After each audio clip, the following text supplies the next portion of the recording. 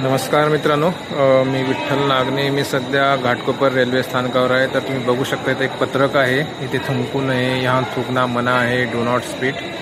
तर हे अगोदर फक्त हिंदी आणि इंग्रजीमध्ये होतं.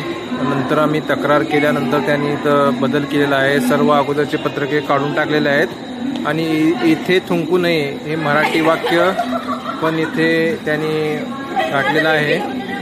आता 500 रुपये फाईन हे मराठीत लिहिलं पाहिजे, पण असो, सध्या त्यांनी वाक्य तेवढं मराठीमध्ये लिहिलेलं आहे आणि सर्व ठिकाणचे स्टिकर्स किंवा पत्रकं त्यांनी काढून टाकलेले आहेत. तर तुम्ही बघू शकता हे जवळपास 100 ठिकाणी हे असे पत्रके होते रेल्वे स्थानकावर पूर्ण.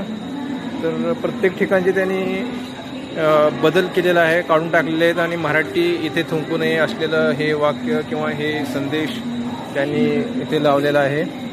तर तुम्ही बघू शकता. तर मला तुम्हाला हेच सांगायचं आहे की जिथं जिथं मराठीला डावलं जातं तिथं तिथं आवाज उठवा आणि आवाज उठवल्यानंतर त्यांना त्याच्यावर कारवाई करावंच लागेल.